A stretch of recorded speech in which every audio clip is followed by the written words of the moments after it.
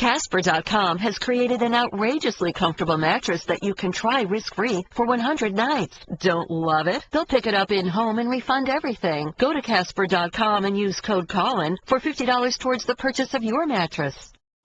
Hey, it's SVP and Russillo. Appreciate you checking out the podcast. The Johnny Manziel disaster was a huge topic of conversation. We visit with Chris Mortensen about that. Tim Hasselbeck, who actually remembers with a smile on his face a game he had that was worse than Manziel. Worse than Manziel, he said. I think the roughing the passer calls yesterday in Atlanta and Seattle were fiascos they have to fix. Ryan and I disagree to an extent about that. We talk about Sacramento firing its head coach, which is a fiasco in and of itself. And who do you like better, Jameis or Mariota, as you look ahead to the NFL? That, I got something to say. Let me ask you a question. All part of the podcast. It starts now. Now, SVP and Russillo on ESPN Radio. And ESPNRadio.com. When we came in this morning on pre-show, I said, do we talk Dallas? Do we talk Seattle? And everyone looked around at me like, yeah, sure, eventually. What, are you kidding? Johnny Manziel. At the risk, I don't like the fact that if you have an opinion these days, there's folks ready to pounce on it and call it the hot take. I just have an opinion. Whether you think it's a hot take or not, it's up to you.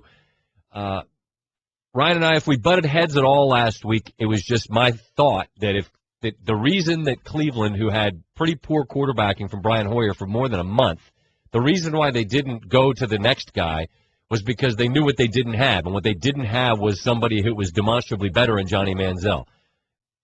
It's only one game. It just couldn't have gone worse. It was awful. 10-18, 80 yards. The two picks were brutal. Late on one throw, a pop-up throw that works with Mike Evans against Rice, but isn't going to work on Sundays. And he actually had a scramble where I can't ever remember seeing this before. He looked backwards. He actually did a full rotation where he's looking at people behind him while the line of scrimmage was the other way. And again, that's cool against Duke and the Chick-fil-A Bowl, but it's a tough move to make in the league. I had no problem with the decision. None whatsoever. I thought the way Hoyer had played, it was time to figure out if there was something else. If you're on the other side of this where you go, they were technically in the playoff hunt here, you can't move away from Hoyer, I can't really tell you're wrong. You know, there are debates and there are just two guys that have a take on this one. Hot take. Yeah, and it was god-awful. I never could have imagined that it would be this bad. I actually thought there might be a little uncertainty with playing against him the first time, where he would get out there, run around, hurt them on third down. It didn't matter. They couldn't establish the run. Their defense got diced up by the running attack by Cincinnati. So they had 5 first downs in the game, 5. 2 of them came from penalties. They had 38 total plays. They had 107 yards total offense. I mean, it's just staggering. There's not one direction you can turn where you can go, well, that was nothing. That was nothing. Okay. No. We did all right with the brown on brown's kind of a cool look. Do you was it so bad that you're saying to yourself, this is never going to work? No, and because that's dumb. Taking a snapshot with this small a sample size and proclaiming it who and what he is for the remainder of his life is dumb. But if you're one that's waving the flag for number 2, you tell me what you saw. Here's what Trent Dilfer saw. Everything you watched Johnny do today, none of it was on rhythm. Good and the bad and the little bit of good, it was frenetic, it was made up, it was drawn in the dirt. And that's just not going to work consistently. It's never worked for anybody consistently. Manziel afterwards. Never really established much early in the game to put ourselves in good positions to put some points on the board. We did. I felt like I made a few mistakes throughout the game. But when you sit back and look at it, just in the brief time that we've had, you tip your hat to the other team. When you get beat, and you take it like a man, and you move on, and you try and progress and get better. That's all you can do. That's all you can do. It's just whatever you thought you were going to see from the Cleveland perspective, it had to be 100 times worse than even your worst nightmare. You couldn't imagine. I mean, what are you not supposed to do? You don't throw late across the middle. Did that. I mean, it's not even worth listing the mistakes because it was all of it, and the good is none of it. So, do you share my assessment that it would be premature to label him a bust in the league? I would never do that. I would not do that. I don't ever do that kind of stuff. It's ridiculous, and right. I think the quarterback stuff is so out of control now that if we never evaluate, and granted, it's specific to the position, and 2 seasons means only 30-something games, but we're ready to just write guys off after a couple games. Like, you are incapable. And sometimes you're right. Like, Geno Smith at this point, I never see it happening. I just don't see it ever happening with Geno Smith. Not just one game, though. No, right. I couldn't do that with Manziel. I'll admit, the Manziel stuff has been a struggle for me because the quarterback position is a struggle to evaluate. And a lot of times I just don't know. I think Marcus Mariota's pretty good. I love his mobility, not outside of the pocket. I'm talking inside of the pocket. I think he's special. I think he's going to be all right. Mm-hmm. But I don't know. But I don't think I should feel bad about that because Jaws once said he thought Kaepernick could be the greatest of all time. And Bill Polian, who we love, sat here and told us when it was Andrew Luck and RG3 that it was basically a coin toss. And it looks like anything but. Andrew Luck is one of the few guys, and all of us collectively are like, man, this guy looks pretty good. That's probably the only guy you've ever felt really safe about. So when Tebow came out of Florida, it was about winning. It was about ethic. It was about leadership. It was never about the position. And when it was Manziel, for me, breaking my own rule on it, it certainly wasn't size. I mean, Scott, watching him warm up in sweats, the football looked huge in his hands. Like a kid coming out for punt, pass, and kick. Like, can somebody give him a normal-sized ball? Give him a Nerf. Do you guys remember, did you used to get a K2 on Christmas? Is that, am I dating myself? Do you remember the K2 football? The movie? No.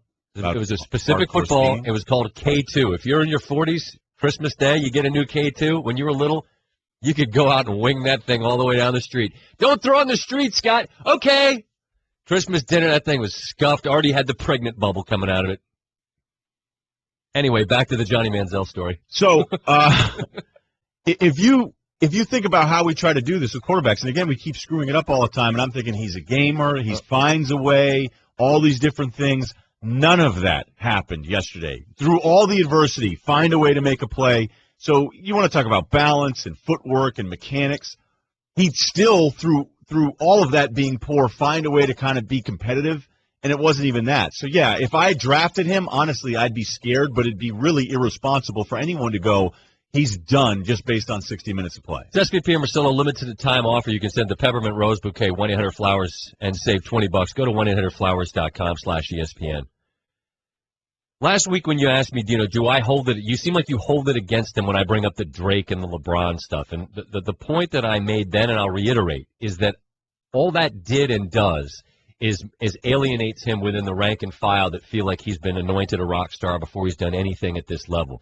Sure, these guys get cable. They saw what he did in college, and he was all of that. I mean, he was all of that in college for sure.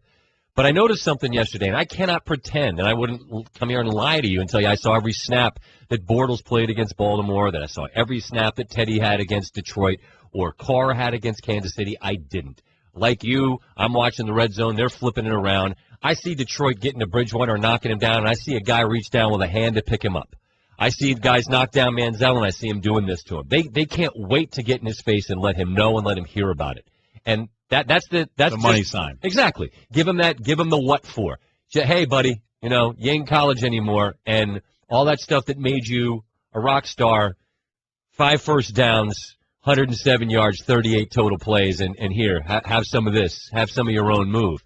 It's not a fear. It's just I think all you do when you're a star before you've done it is make yourself a massive target for the opposition in ways that guys like Bridgewater and Carr and Bortles I don't think do. As I say, Bridgewater got hit a bunch, but I saw dudes reaching down to bring him back up. And when Johnny got knocked down, I saw him getting in his face to let him hear about it.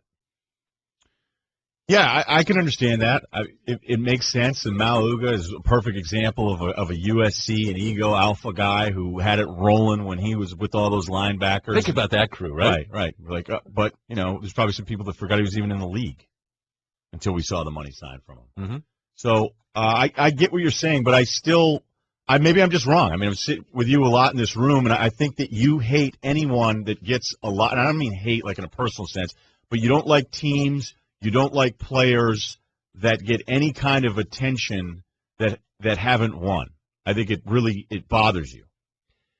And I think yesterday's Exhibit A of why, when you're anointed and the like the heat index drove you nuts. Yep, and then ultimately that made sense because they went to the finals every single year. Right, and to me there was a difference there because there was true interest in what were the Heat going to do. So why not just filter it all in one way for you. And it was a collection of guys who'd done it. Whereas, and look, in the Manziel, we and everybody that's associated with the league, we create this monster and this anticipation of what's he going to be, and then he goes out and, as he put it himself, lays an egg. All I'm saying is, it's obvious that his peer group now, they don't like it either, which is why they're in his face letting him hear about it at every turn. His failures are going to be magnified and celebrated by the opposition in ways that, if Bortles gets picked, nobody cares. Do you think people mess with Tebow? Then? When Tebow first came onto the scene, do you think people mess with Tebow? Some.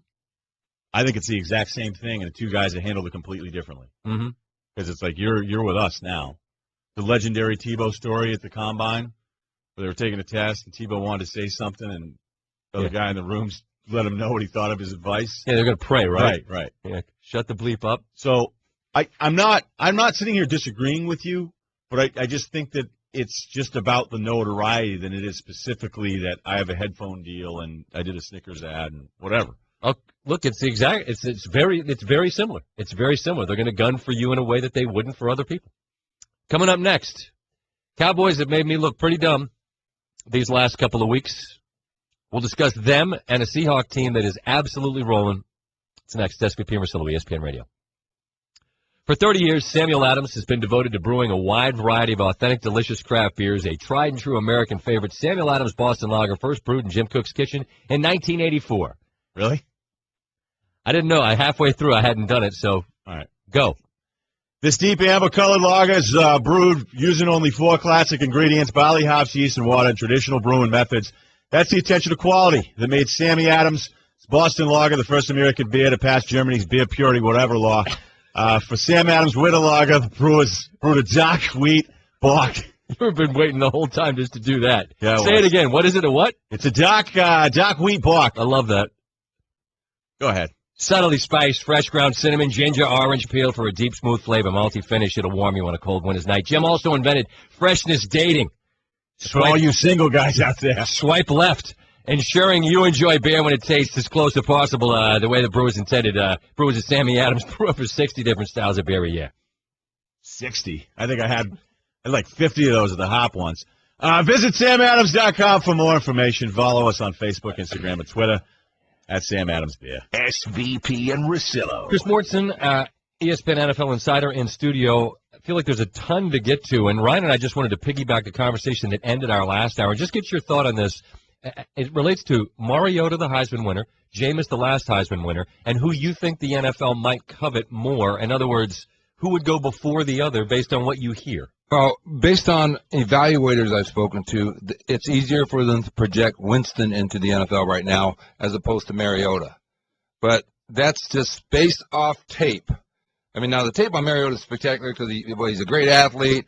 You know, it looks like his arm is strong enough. I've seen it in person, and I actually have seen them both in person. And you know, they're good arms. But Mariota is going to check off all the boxes in the intangible area. Now Winston's going to check off some boxes that'll surprise people in the intangible area on the plus side. I was like, this guy's a really smart guy. This guy gets it. He's got really strong leadership qualities. It's different leadership than Mariota. But I think some of the off-the-field issues, you know, could be a tiebreaker in Mariota's favor. And I also think that, you know, there will be other quarterbacks they may look at and say, oh, maybe we ought to go in another direction. And maybe draft Johnny Manziel or something like that. Well, perfect segue, because we saw it yesterday. It wasn't pretty. What went in to, like, try to take us through this whole thing? Everything about the decision, them to make the change, and maybe where they're at now with 2 weeks ago. Well, Brian Hoyer's 8 interceptions in the 4 games was big for Mike Pettin, the head coach, to go ahead and make the decision. Let's go ahead and let Manziel take over, and it won't be any worse for the wear. Well, as it turned out, it was. I think the one criticism that I heard from people who saw the game, who were in the league, is they felt like the mistake that was obvious was made, which is trying to run the pistol with Johnny Manziel. He didn't run the pistol at Texas A&M. Now, Kyle Shanahan's the offensive coordinator. Yes, he ran it with RG3 in his first year in Washington, and it worked, but RG3 ran 4.4 on the 40. He's a Olympic track type of speed, whereas Johnny Manziel runs a 4.68 40. Ryan, you run a 4.68 40. Well, not this weekend, but yeah. Almost all the linebackers in this league do. And so I think the mistake that, was that, it was like, hey, listen, just let him play a normal football game. Also, it didn't look like it, but I mean, I think he maybe had a large volume of plays, and we know that a rookie starting his first game is going to be too fast for him. And it was about as dreadful as you can get. If he could have said, here's the evaluators that didn't like Johnny Manziel, here's why they wouldn't like him, we saw it yesterday. They can't do anything about it now, though, right? They have to ride it out with him. I think they have to ride it out, unless they feel like they can go ahead and get back in the AFC North race, which they're not going to. Okay. So therefore, first of all, you've got to let him play, and he's got to learn from those experiences. And in a way, you got to get another evaluation because you might be bringing in another quarterback next year. He was only the 22nd pick in the draft. He wasn't the second pick in the draft. Only had 38 plays, 5 first downs. Right. Two of them came as a result of penalties. And 107 yards. It was brutal. I mean, it couldn't have been much worse. No, it looked like junior varsity football. Chris Mortensen in studio with us. With respect, what Ryan and I often on our show talk about, is it a headline or a storyline? This Peterson audio tape feels like a cool headline. I don't know if there's a storyline here. I don't know how much in the way of revelation any of this is. And bigger picture, what I want to know is, where's Peterson next year, in your opinion? Oh, I think Mike Zimmer would like to have him back in Minnesota, but I don't think he's going to be back there. I don't think Adrian wants to go back there.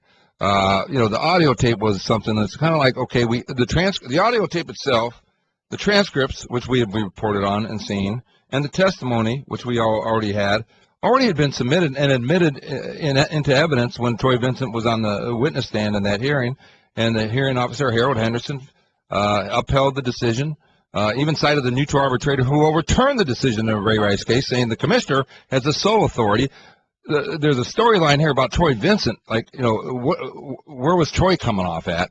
But it has, in the big picture, doesn't affect Adrian Peterson that I see next year. It feels like he's going to be somewhere else. Where? I mean, are the Cowboys going to re-sign DeMarco Murray? I guess that's the question we would ask. And obviously Adrian's been. It's been a bitter experience for him, but people will say he created that bitter experience for himself. What's going to happen with the divisions, and what's going to happen with the expansion of playoffs? Yeah, so they're going to expand to the playoffs, as Commissioner Goodell said. Basically, they'll vote on it in March. This is going to pass, isn't it? By 2 teams. Yeah, I think this one's passing. I think this year it passes.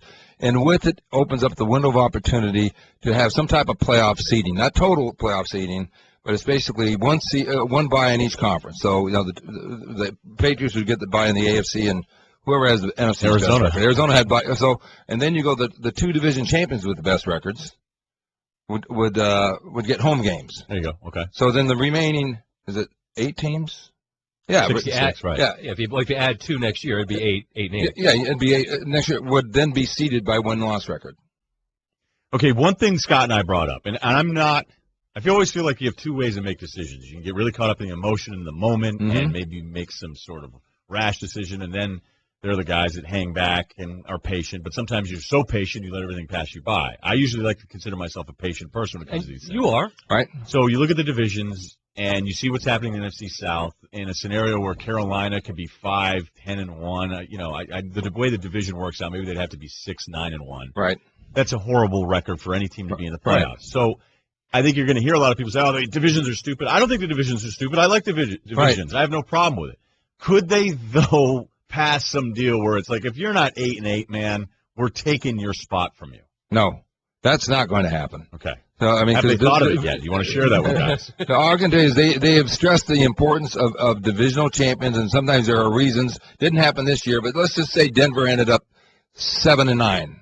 Mm-hmm. But Peyton Manning missed 5 games. But it was back now at the end of the season. Maybe we just put it to a vote. We text votes in. Yeah, okay. Now, I like that idea. But I'll say this. Art Rooney, I know from the Pittsburgh Steelers, I think Jerry Richardson from the Carolina Panthers, a couple years ago when they discussed this, put up a big stink about all of it. I would also say that I know the competition committee has done a study that over the previous 10 years, the 2 extra teams actually will end up looking pretty good. But they're not going to take away any division champion out of this mix. And Ryan and I were having this conversation off air. The counterpoint to that would be, of course, Seattle, and Seattle got a home game against New Orleans, and then they won that playoff game. So I mean, it's just I'm with them in a sense, but I can't see that you'd ever this is the way the structure's set up. Right. As it turned out, that was a little bit of a sneak preview of Seattle, growing as a team. The other thing is that things happen. The scheduling formula isn't always balanced. Sometimes you have those cross-conference schedules where you're playing the weaker division, so you're actually going to win 11 games this year, whereas somebody else is playing the stronger division, they're only going to win 10 or 9 or maybe 7. Chris Mortensen in studio. I want to close with this because it's a topic Ryan and I are going to delve into in some greater detail coming up next. Is there any possibility moving forward that the league would make the personal foul penalty a reviewable penalty? And obviously I'm thinking about yesterday what happened in Seattle, which the league said today they got wrong, and the hit in Atlanta on Ryan from Pittsburgh that looked to me to be about what they were told to do. I say yes, it's going to be heavily discussed this spring. Will they get enough votes to pass it? That's what I wonder about, because it's the TV networks that will fight it behind the scenes the most. Because it stretches out the game. Right. And I just think that they've got to turn that over. I know they're going to central headquarters or whatever. It's just got to be a quicker decision. I see college football make quick decisions all the time. I mean, much quicker decisions than we see in the NFL, right? And didn't they in 1 year kind of figure this out, the targeting thing? They screwed it up the first year, yes. And then they realized this is a mess, and 1 year later they had it right. Exactly. So couldn't they just take their cues from there? Yes, and I think it's going to be heavily discussed. All right, fair enough. Good. It should be. Yes. This topic will be heavily discussed coming up next. Mark, appreciate the campaign time. For it. That's what we're going to do. SVP and Russillo. Non-traditional one big thing here. Not me going off on some solo. This is a collaboration. Just sort of give you the way we came to this point. Pre-show, sitting around talking Heisman Trophy. Salute to Marcus Mariota, the winner from Oregon. And Stanford Steve says, man, if Jameis plays great, say they win the playoff, is he going to get drafted number 1? I said, number 1 what? Overall? He said, yeah, and I say no chance. Then we start talking, and by the time we're done talking, I've rethought the entirety of this topic. Which quarterback goes first, Mariota or Jameis Winston? At this point, I back up, and now we all dive in.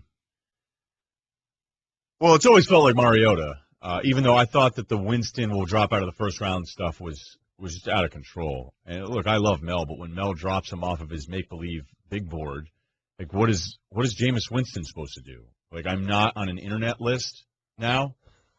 I mean, seriously, it's Mel's rankings, but then he did it in this way where it was like, I'm punishing you, and then I'll put you back on the big board.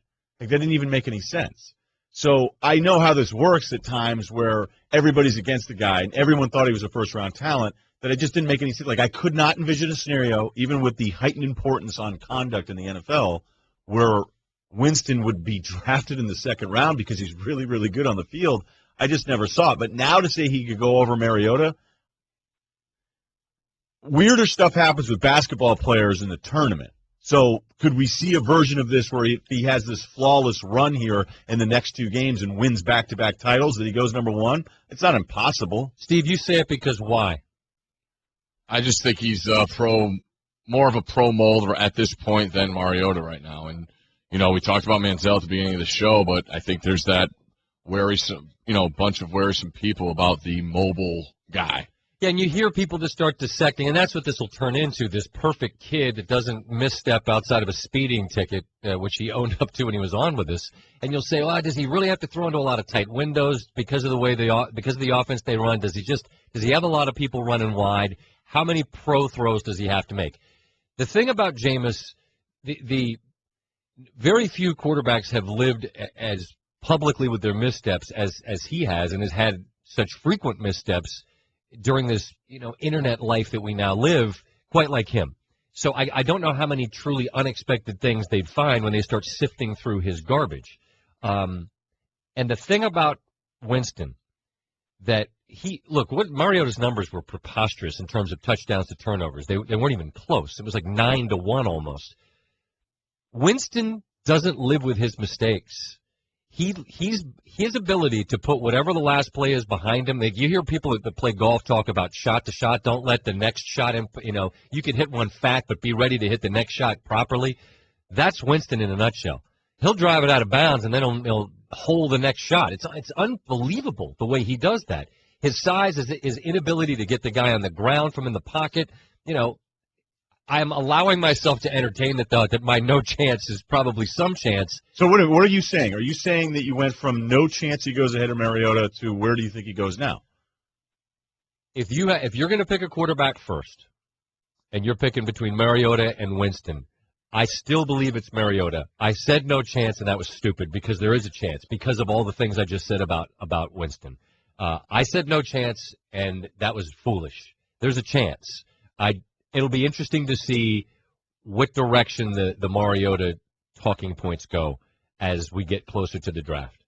Are there questions? And part of it could be the playoff because, look, Oregon in their biggest spots have had their worst games. He could go out there and answer any and all questions. I come back to this one central thought, and I said this before the show started. I watched Bridgewater play yesterday. I watched Carr. I watched Manziel. I watched Bortles.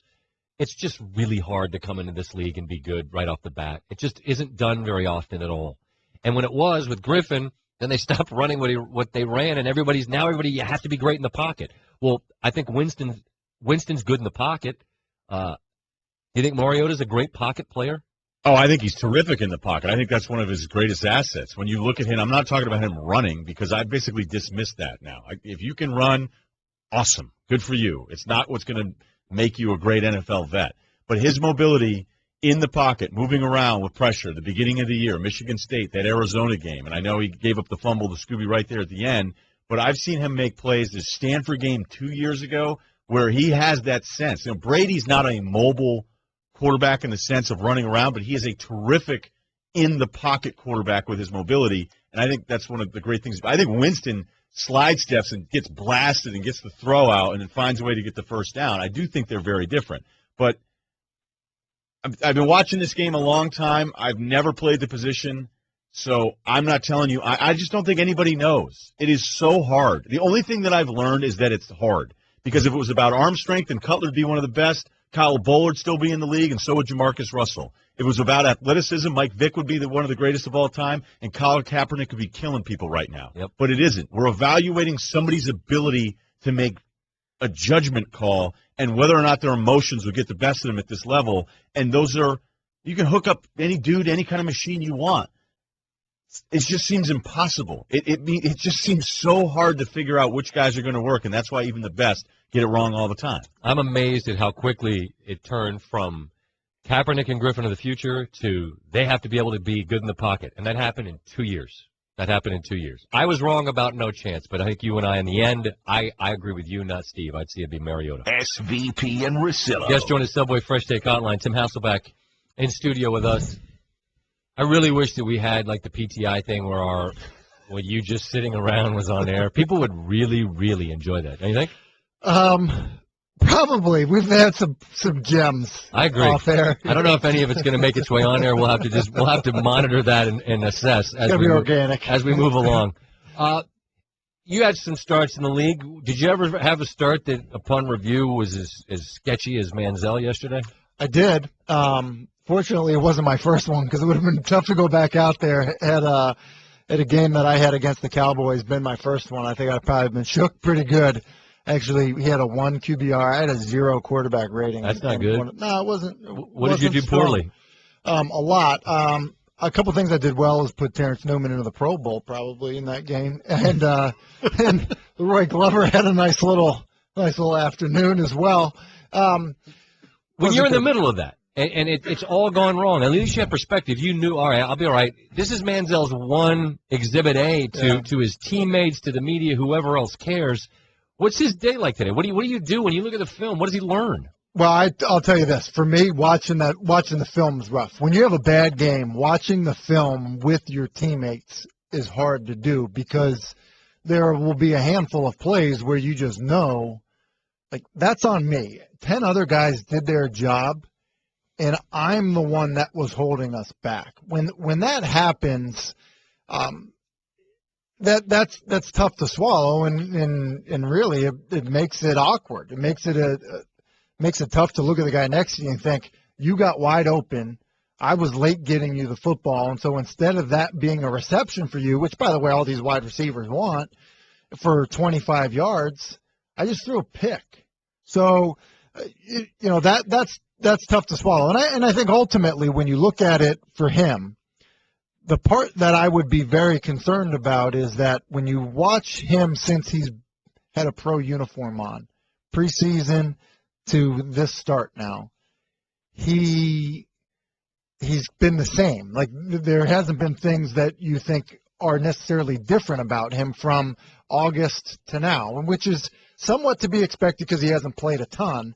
But at the same time, you look at other young players and you see them doing things that you look at and you say, that translates to being good in the National Football League. Derek Carr's had his lumps this year, but there are moments where you say, I get it. This is passing the eye test. This makes sense. Did you see him move in the pocket to the left and just absolutely rip a comeback out to the right at the chin of a receiver? You get it. It makes sense. With Manziel, sometimes you think, what are you looking at? Well, why is your head in that position? Why are you looking there? And why are you so late throwing this football? That should never happen. That's the part that's frustrating. By the way, the 11-year anniversary was yesterday of that game against Dallas. Usually celebrated by going out for a couple donuts. 6 of 26, 56 yards, 4 picks, no touchdowns, and you ran it once for 2 yards.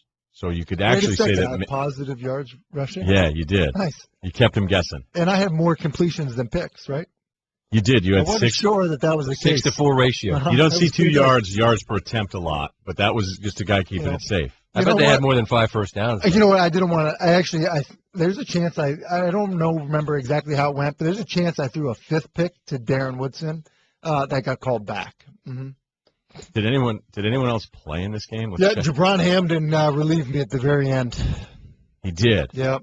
Yeah, I think he threw a pass, maybe completed one in the flat, if I remember correctly. Wow. Yeah, but all right. But the thing is, you bounce back the next week. Dogfight with the Bears. You had a nice game. Do guys just give you a hard time? Do guys walk on eggshells? I mean, a lot of it probably has to do with your personality or what Manziel's personality will be this next week.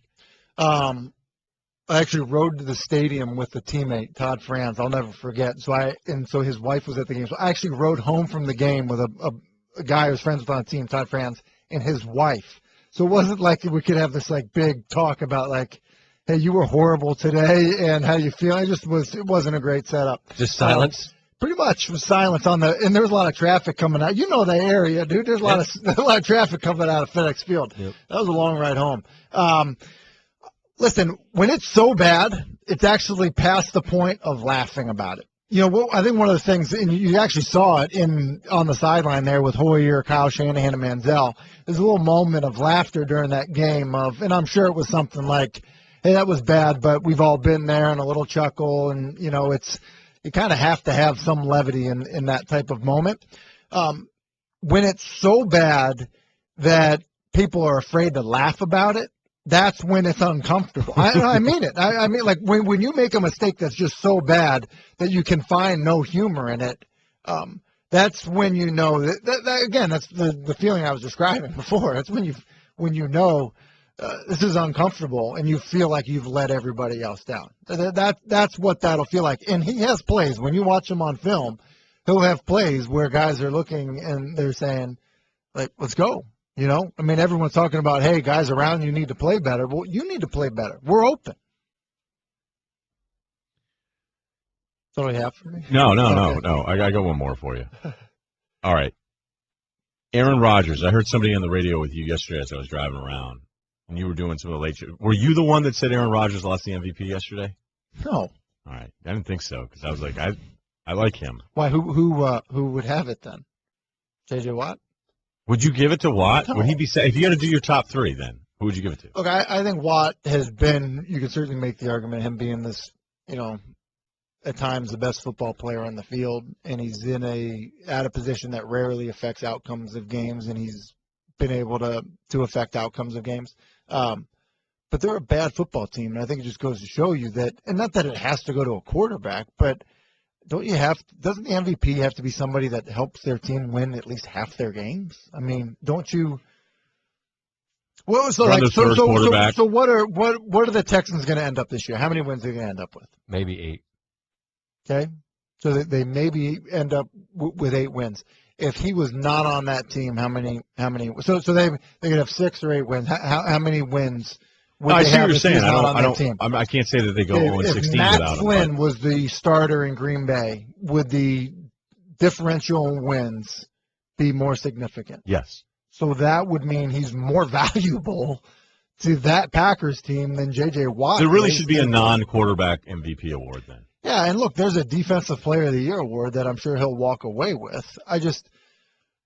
Look, Aaron, you look at Aaron's day yesterday, and I feel like there's what I did say, and I thought this is where you're going with it, is that I think there's been a little bit of an overreaction to Aaron's day. If Jordy Nelson catches the ball, they have a lead in the fourth quarter. Because that's a 96-yard or 94-yard completion. Add a touchdown to his line, and all of a sudden it's like he threw for 250 yards, score, and, they escape a win. Not the best performance, but, hey, Buffalo's pretty good on defense. There's 7 drops in that game. Yeah, so 7 drops in that game, and that happens. By the way, them really good on defense, to bring it back to the Hoyer and Manziel thing.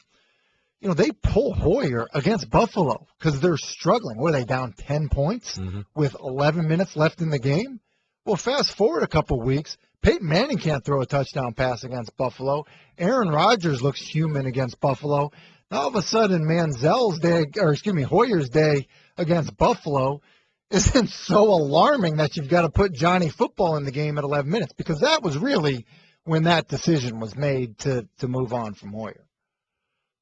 We appreciate you being here, because what we've learned is as bad as Manziel was yesterday, you were once worse. And he fought back. And had a game where, in that next week, by the way, I think I started up. Was that Chicago the following week? 27-24 you lost. And what was crazy is my first 9 pass attempts of that football game, incomplete. 0 for 9?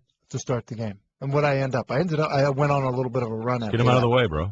Huh? I did. I was trying to get the incompletions out of the way. I actually hit the upright, trying to hit somebody in the back of the end zone. There's a message of hope. You're delivering a message of hope today to the people. So I went 0 for 9, and then what I end up? I looked at it. I completed up some passes. It's important for if you take out the 9, you're almost 16-16. Yeah, I went on a run after that. Yeah. I was 209. You kept it safe. Pretty much in the zone. I had a touchdown reception, by the way. I had a touchdown reception, by the way, that they called back. You caught one? I did. Well, but they said it was incomplete. Man. Did you and Grossman just crush Michigan Ave that night? It wasn't Grossman at the time, but no, but he's the guy you went up against. You're like, okay, today we're warriors, tonight we are men. It's true. We weren't really hanging out. I wasn't on his list for the 5 guys for the weekend. SVP and Russillo. Late last night, actually it was the early Monday morning, if you're technical on the East Coast. The Sacramento Kings decided we're firing our coach. I'm just going to step back and pass the ball to you and let you go a little isolation dribble.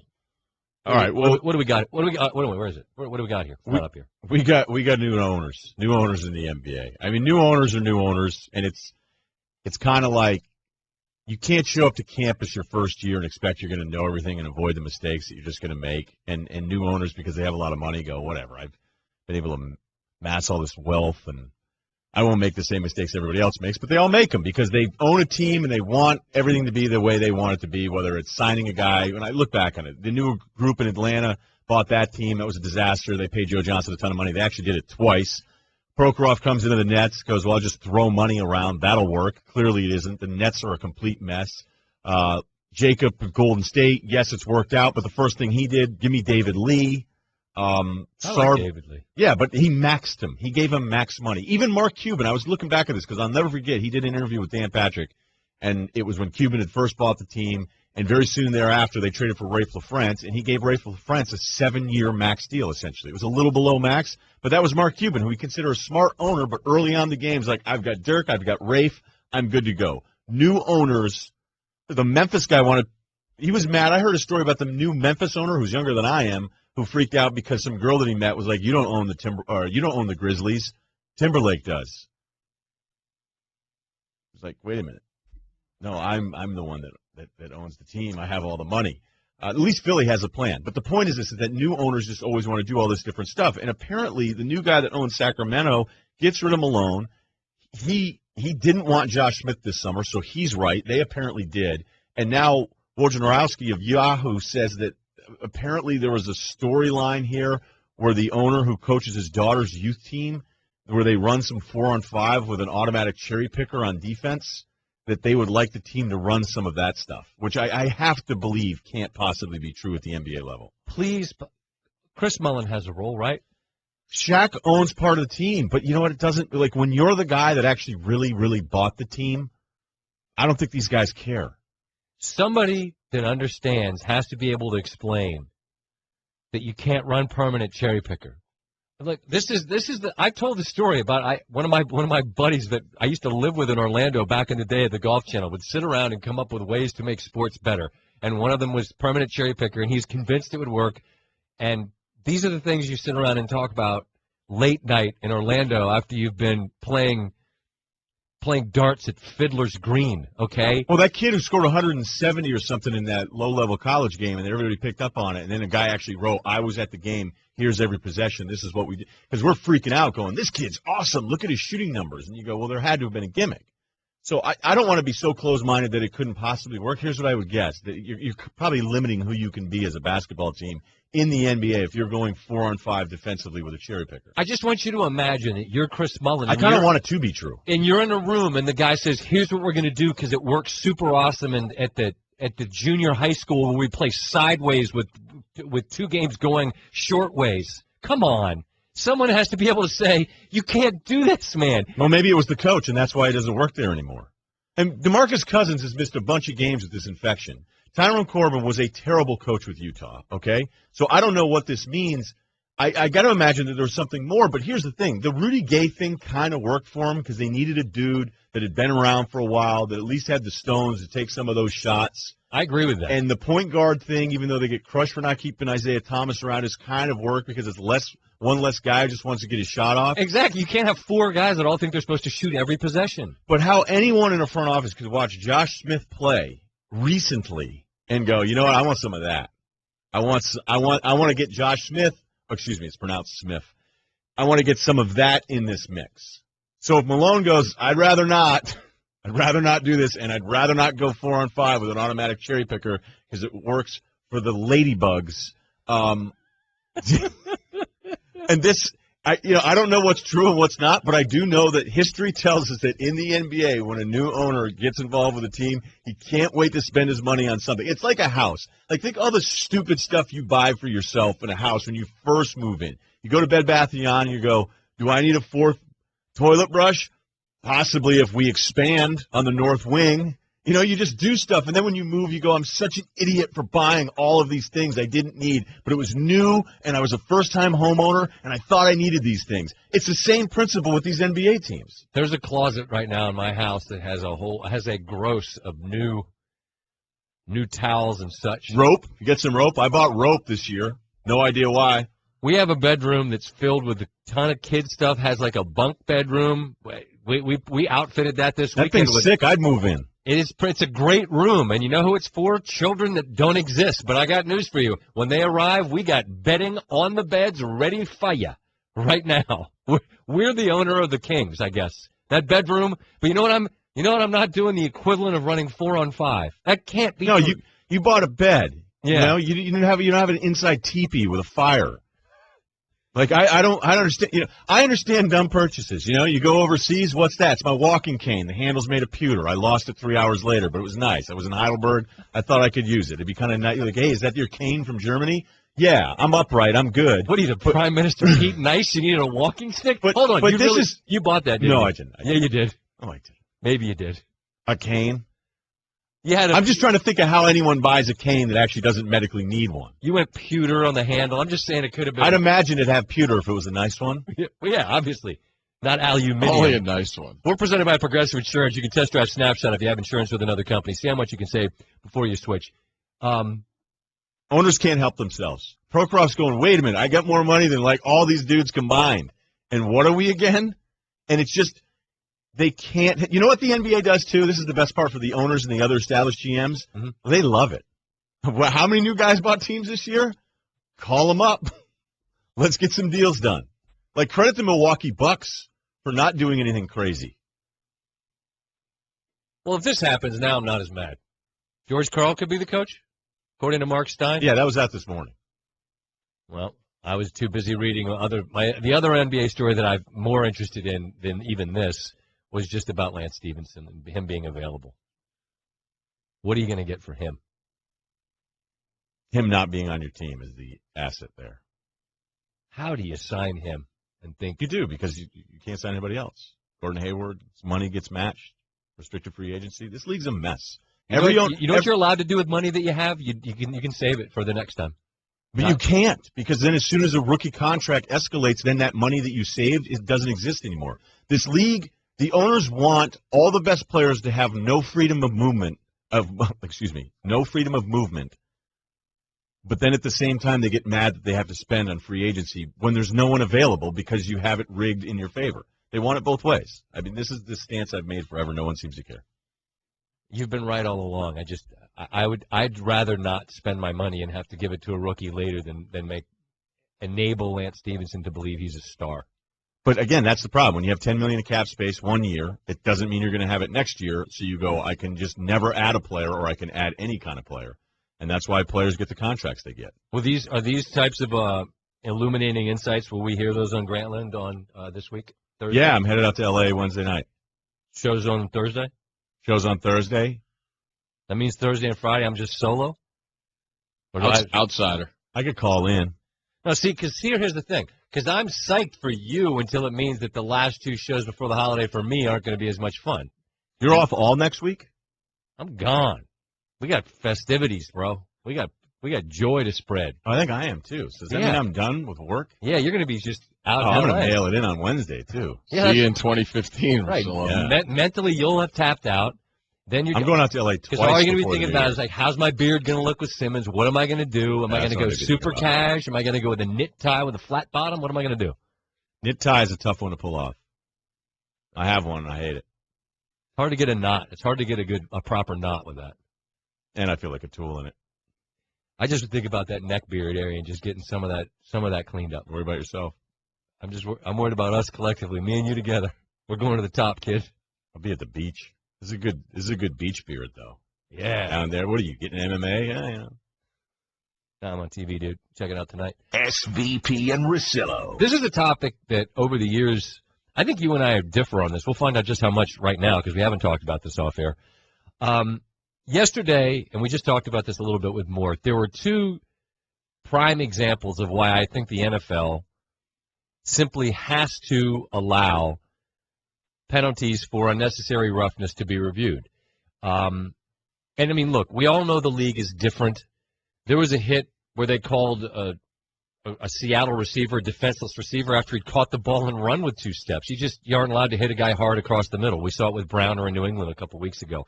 And this isn't me saying, well, they should just play flag football. They should just put a red jersey on the quarterback.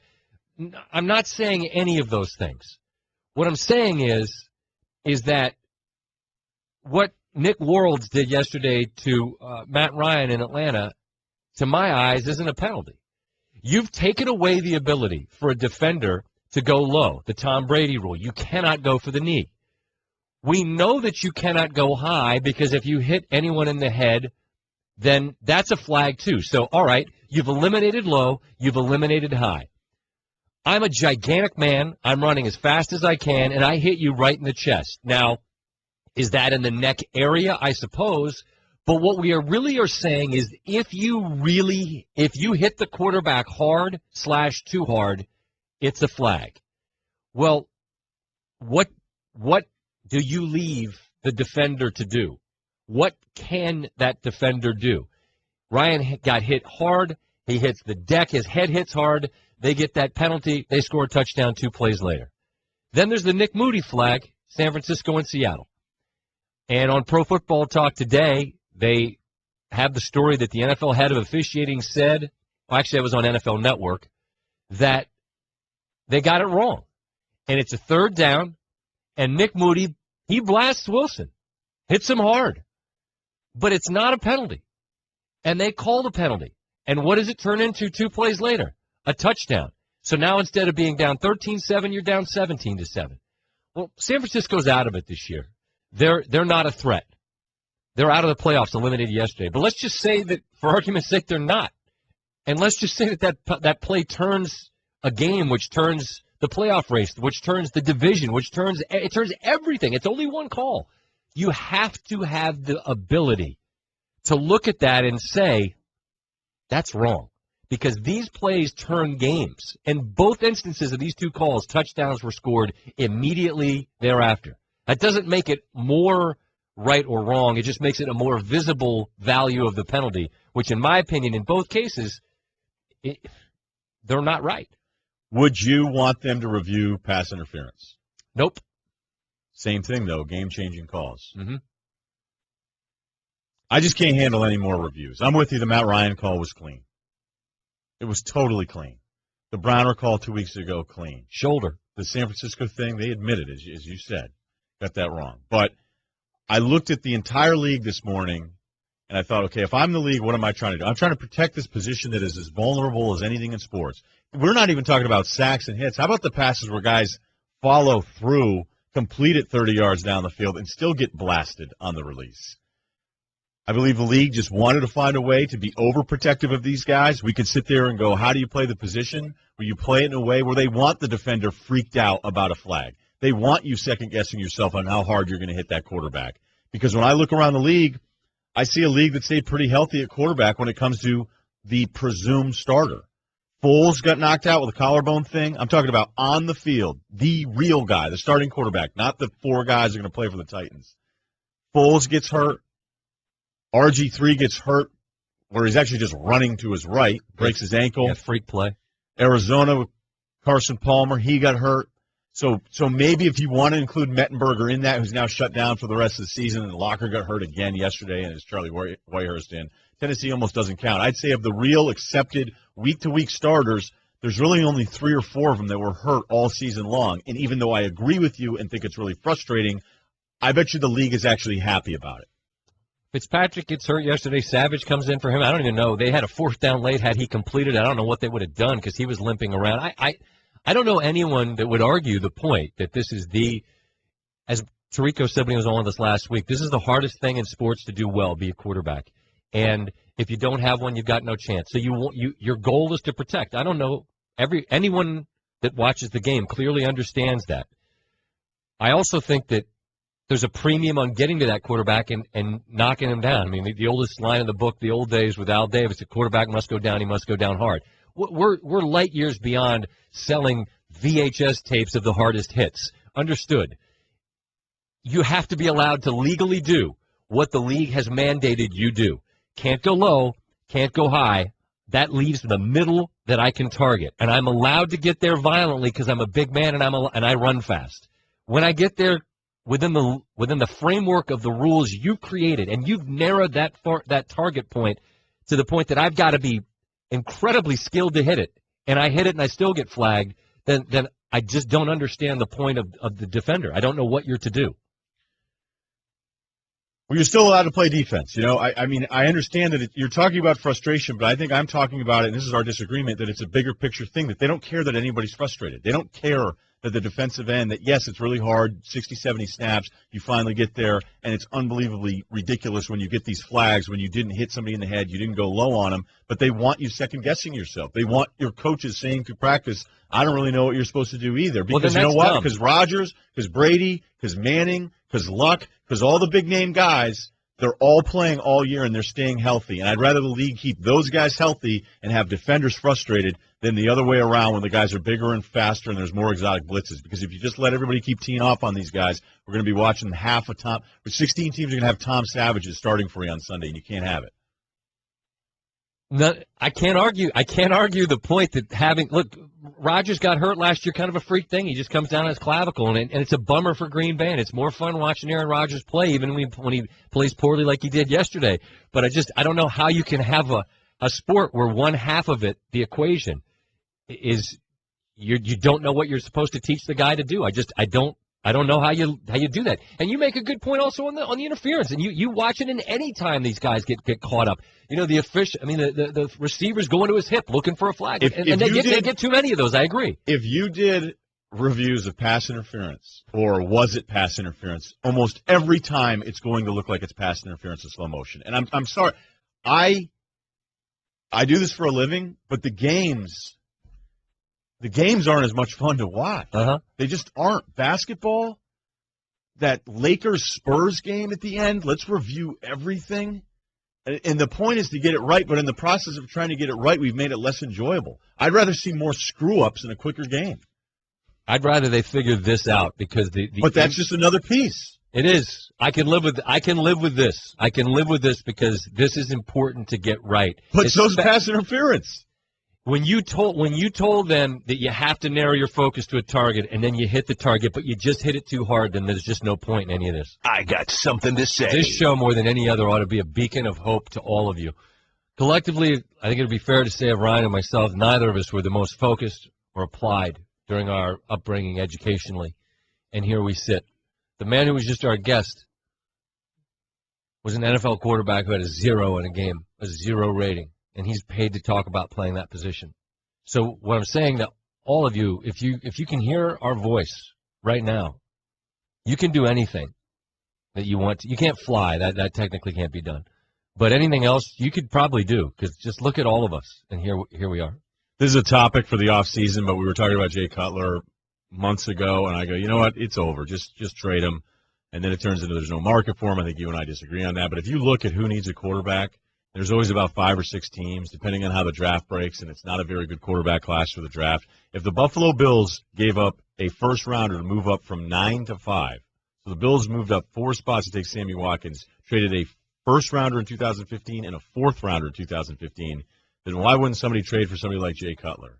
You know, I honestly think if you look at Buffalo and they go, we know it's been a mess, he turns it over a lot, but it's better than what we have now with this defense. That's the kind of trade you look at. Who knows? Maybe the Bears want McCown back. They could just trade Cutler for him. Let me ask you a question. Christmas is 10 days from today. I know you don't have a tree. Have you bought anything for anybody? Yes. Really? I have. Well, all right. I had done nothing, and then I just sat down the other day and took a deep breath and just started entering in my credit card number a lot. Yeah, I bought a few gifts. Way to go. Somebody said the other day, I bought you a gift. And I'm like, you did? Oh, man. I have to get you something? Exactly. That's what I thought of. Did we completely fade out of the music there? Just Steve? That was new to me. How many more stupid parties do you have to go to? I think I'm done. And they were great. Good ones. They were great. I really enjoyed it. Oh, they sound awesome. Made some new friends. Be good. You guys can all do stuff together with friends. I hope. You and your 2 buddies. Yep. Hey, what do you guys want to do something? I don't have anyone's number. And they don't have mine. So, I think we're set. You guys want to come over and watch the Penguins? Nope. Have you ever been on a date that went as bad as Manziel or Hasselbeck's days? That's what No Coast Steve wants to know. I don't go on many. So I can remember one horrendous night where this girl from the beach she was darling, and it was that really awkward. She was short, I was really tall, and it was the end. I'm scarred to this day about how bad the end of it went. Give me a celebrity lookalike. Jack A. No. Sheena Easton. No. One of those, like a Baywatchy type person. Like a Sure Thing? Just blonde and great eyes. And Janine Garofalo. I don't think I called her ever again. Janine Garofalo. Remember her in Copland? Yep. Right now, I'm incapacitated by how bad the end of it was right now. What happened at the end? It was like a lean in the wrong way. Like just grab her face, look into her eyes, and kiss her square on the lips, and then walk away like a man. I did not do that. Sounds like Jack A, dude. Garofalo's closer. Geico presents Strange Savings Stories. Astronomers detected an interstellar transmission. It stated, Geico, 15 minutes could save you 15% or more. The implications were staggering. Was the cosmos telling us we could all save hundreds on car insurance with Geico? Or did their radar merely pick up a signal from the nearby Rufus and Clyde's morning show? We may never know. Geico. 15 minutes could save you 15% or more on car insurance.